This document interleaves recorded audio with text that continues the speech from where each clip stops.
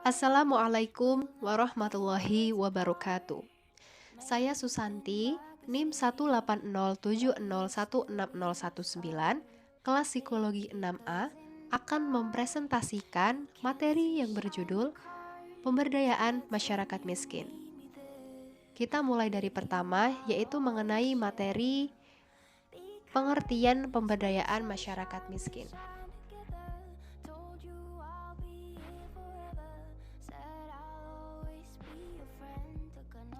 Pemberdayaan masyarakat adalah proses pembangunan di mana masyarakat berinisiatif untuk memulai proses kegiatan sosial untuk memperbaiki situasi dan kondisi diri sendiri.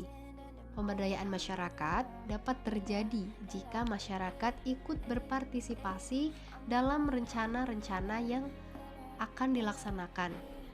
Sementara itu, kemiskinan adalah keadaan saat tidak mampu memenuhi kebutuhan dasar seperti makanan, pakaian, tempat tinggal, pendidikan, serta kesehatan. Jadi, dapat disimpulkan bahwa pemberdayaan masyarakat miskin adalah suatu upaya untuk meningkatkan harkat dan martabat lapisan masyarakat bawah atau grassroots yang dalam kondisi sekarang tidak mampu untuk melepaskan diri dari perangkap kemiskinan dan keterbelakangan. Atau dengan kata lain, pemberdayaan atau empowering adalah memampukan dan memandirikan masyarakat miskin. Sementara itu, terdapat beberapa tujuan pemberdayaan masyarakat, yaitu yang pertama adalah perbaikan kelembagaan.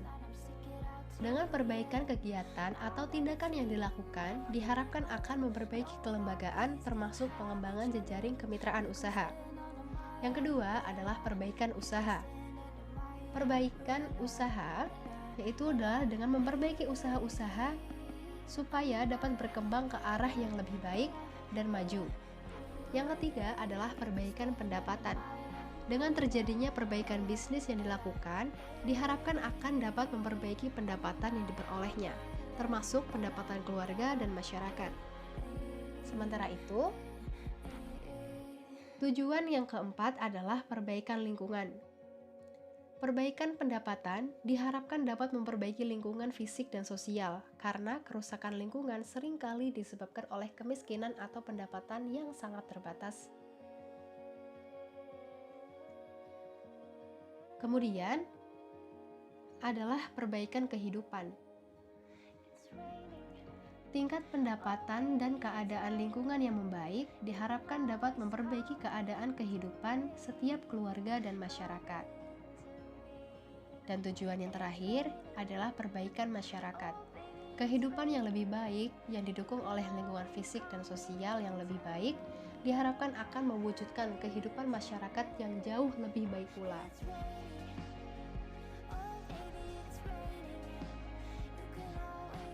Dan materi berikutnya adalah prinsip-prinsip dalam pemberdayaan masyarakat.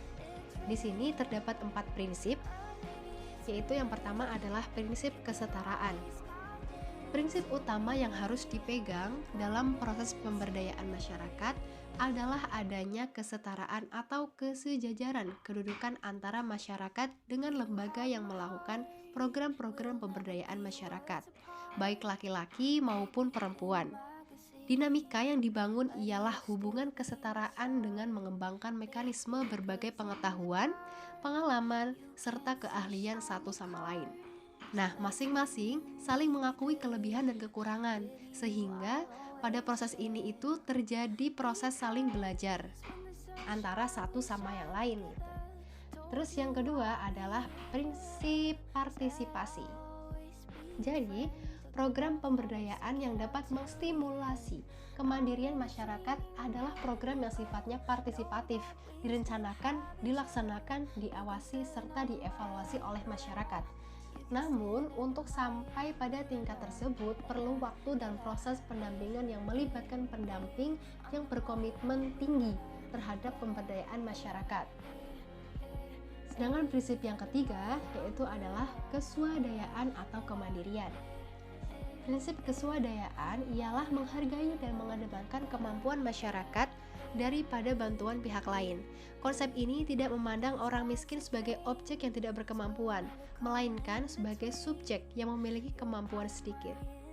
Mereka memiliki kemampuan untuk menabung pengetahuan yang mendalam tentang kendala-kendala usahanya, mengetahui kondisi lingkungannya, memiliki tenaga kerja dan kemauan, serta memiliki norma-norma masyarakat yang sudah lama dipatuhi. Semua itu harus digali dan dijadikan model dasar bagi proses pemberdayaan. Bantuan dari orang lain yang bersifat material juga harus dipandang sebagai penunjang sehingga pemberian bantuan tidak justru melemahkan tingkat keswadayaannya. Prinsip yang terakhir adalah berkelanjutan. Jadi, program pemberdayaan perlu dirancang untuk berkelanjutan. Sekalipun pada awalnya peran pendamping lebih dominan dibanding masyarakat itu sendiri. Tetapi secara perlahan dan pasti peran pendamping akan makin berkurang. Bahkan akhirnya dihapus karena masyarakat sudah mampu mengelola kegiatannya sendiri. Sementara itu, terdapat 7 tahap-tahap pemberdayaan masyarakat. Yang pertama adalah tahap persiapan. Pada tahap ini, ada 2 tahapan yang harus dikerjakan, yaitu yang pertama adalah penyiapan petugas, yaitu tenaga pemberdayaan masyarakat yang bisa saja dilakukan oleh community worker. Dan yang kedua adalah penyiapan lapangan yang pada dasarnya diusahakan dilakukan secara non-direktif. Sementara tahap yang kedua adalah tahapan pengajian atau assessment. Pada tahap ini, proses pengajian dapat dilakukan secara individual melalui kelompok-kelompok dalam masyarakat. Dalam hal ini, petugas harus berusaha mengidentifikasi masalah kebutuhan yang dirasakan dan juga sumber daya yang dimiliki oleh masyarakat itu sendiri.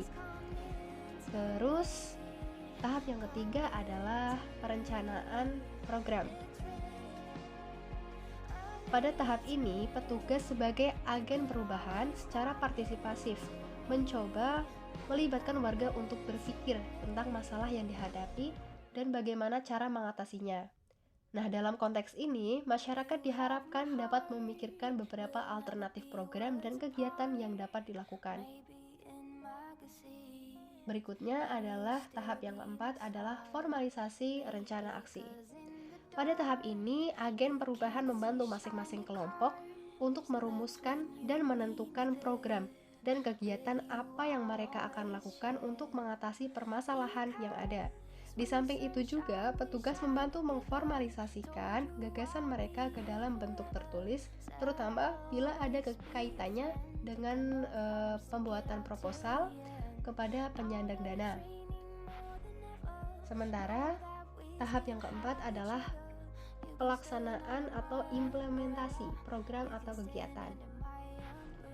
Dalam upaya pelaksanaan program pemberdayaan masyarakat, peran masyarakat sebagai kader diharapkan dapat menjaga keberlangsungan program yang telah dikembangkan.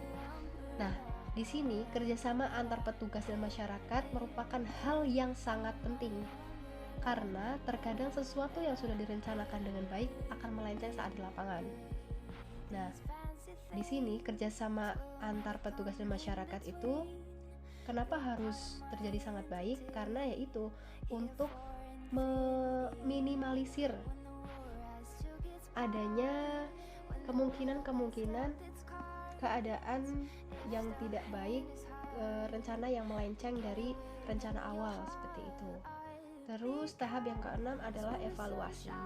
Nah, evaluasi adalah sebagai proses pengawasan dari warga dan petugas program pemberdayaan masyarakat yang sedang berjalan. Nah, evaluasi ini itu sebaiknya dilakukan dengan melibatkan warga. Dengan keterlibatan warga tersebut, diharapkan dalam jangka waktu pendek biasanya membentuk suatu sistem komunitas untuk pengawasan secara internal, dan untuk jangka panjang dapat membangun komunikasi masyarakat yang lebih mendirikan dengan memanfaatkan sumber daya yang ada. Sementara itu, tahap yang terakhir adalah tahap terminasi. Tahap terminasi merupakan tahapan pemutusan hubungan secara formal dengan komunitas sasaran. Dalam tahap ini diharapkan proyek harus segera berhenti. Nah, selanjutnya adalah contoh-contoh program pemberdayaan masyarakat miskin. Di sini saya mengambil 4 contoh. Yang pertama adalah BOS atau program bantuan operasional sekolah. Nah, BOS ini memiliki tujuan yaitu untuk membantu menuntaskan siswa-siswi wajib belajar 12 tahun gitu ya. Jadi biasanya BOS ini itu diberikan langsung kepada lembaga-lembaga sekolah untuk membeli kebutuhan sekolah seperti buku pelajaran ataupun seperti bangku sekolah atau alat tulis yang berhubungan dengan kegiatan sekolah. Yang kedua adalah Raskin atau program beras untuk masyarakat miskin. Biasanya beras untuk masyarakat miskin ini itu dijual dengan harga yang sangat murah, mulai dari 1.000 rupiah per kilogramnya. Yang ketiga adalah PKH atau program keluarga harapan. Nah, ini itu bantuannya berupa tunai untuk pendidikan dan kesehatan. Biasanya orang yang menerima PKH ini harus melewati survei terlebih dahulu.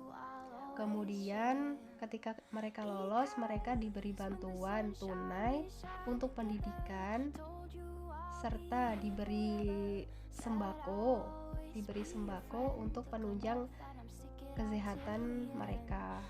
Terus yang keempat adalah P2KD, yaitu program penanggulangan kemiskinan di desa. Dan materi yang terakhir adalah Unity of Science tentang pemberdayaan masyarakat. Di sini saya mengambil potongan ayat surat Ar-Ra'd ayat 11 yang berarti sesungguhnya Allah tidak akan mengubah keadaan suatu kaum sebelum kaum itu sendiri mengubah apa yang ada pada diri mereka. Jadi, kita tidak boleh menggantungkan nasib kita hanya kepada Allah. Maksud saya adalah kita tidak boleh hanya menggantungkan saja gitu. Tapi sembari kita berdoa kepada Allah, ya kita juga harus diimbangi dengan usaha yang maksimal.